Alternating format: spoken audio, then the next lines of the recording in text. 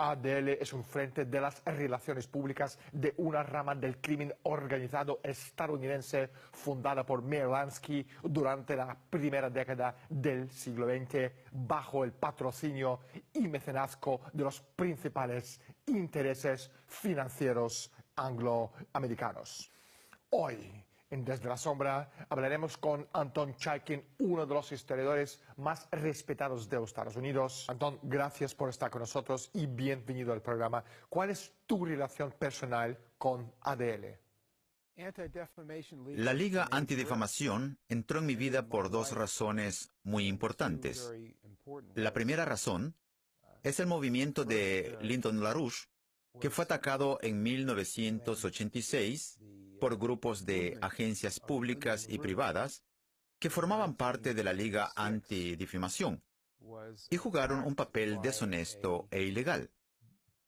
Los líderes de aquel entonces, encabezados por Lyndon LaRouche, querían volver a la política de Kennedy, estabilizar las relaciones con la Unión Soviética y renacer la ciencia estadounidense.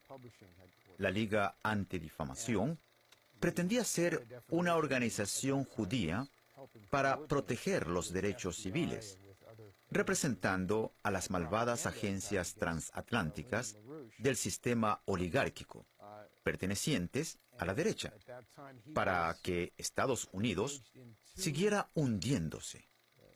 La segunda razón que influyó aún más en mi decisión está vinculada a la historia de mi familia antes de que yo naciera. Mi padre, Jacob Chaikin, fue impulsor y experto jurídico del boicot contra la Alemania nazi. Cuando Hitler llegó al poder en Alemania en 1933, aquel boicot paró las ventas de mercancía alemana en Estados Unidos. La Liga Antidifamación le declaró el boicot a la Alemania nazi y previno a la comunidad judía que no participara en acciones públicas contra Hitler. Desde la perspectiva jurídica, la oposición de las agencias públicas y privadas era responsable de neutralizar los esfuerzos de una posible cooperación de la comunidad judía de Wall Street y de Londres para erradicar al gobierno de Hitler. Más tarde, la logia B'nai B'rith usó la propaganda que practicaba LaRouche y sus aliados, yo incluido, para acusarles de antisemitismo. Todo esto me parece irónico. A través de su Comisión Nacional y sus oficinas regionales en las principales ciudades, no solo de los Estados Unidos, sino en las principales ciudades de Europa y América Latina, ADL opera como una fuerza de ataque encubierto cuya corruptora influencia se extiende en los poros de la comunidad financiera, el marco jurídico de las naciones, los medios de comunicación y el gobierno de los Estados Unidos. Al igual que el elitista Club Bilderberg, uno no puede unirse a ADL. Ser socios es solo por nominación o por invitación. En este sentido, ADL tiene una mayor semejanza con las logias secretas de la masonería que su organización matriz B'nai B'rith, que fue concebido originalmente a mediados del siglo XIX como una rama judía de la masonería británica. Anton, ¿ADL forma parte del lobby israelita? La Liga Antidifamación ha funcionado en las últimas décadas, sobre todo en los últimos 10, 15 años, como un perro de presa para el gobierno israelí. En realidad es algo mucho más interesante que eso. El patrocinio y, de hecho, la propia creación de la Liga Antidifamación se remonta a mucho tiempo antes de la aparición del sionismo y del Estado de Israel. Le da a uno un buen entendimiento de la actual criminalidad agresiva de los regímenes recientes de Londres y de Estados Unidos para ver el papel que la Liga Antidifamación juega y de qué se trata realmente. El uso de esta supuesta protección de judíos, de los prejuicios o de la discriminación como un tema. Lo mismo pasa con la responsabilidad de proteger el lema elaborado por los británicos y utilizado por la administración de Bush y la de Obama como pretexto para bombardear, invadir y cambiar los gobiernos que desean. Atacar en busca de una guerra más amplia.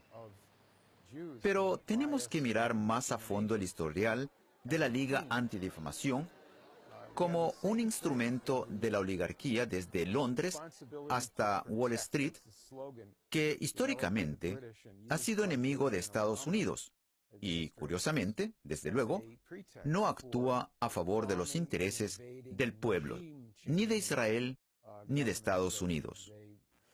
Entonces, ¿quién creó ADL y quién lo financia?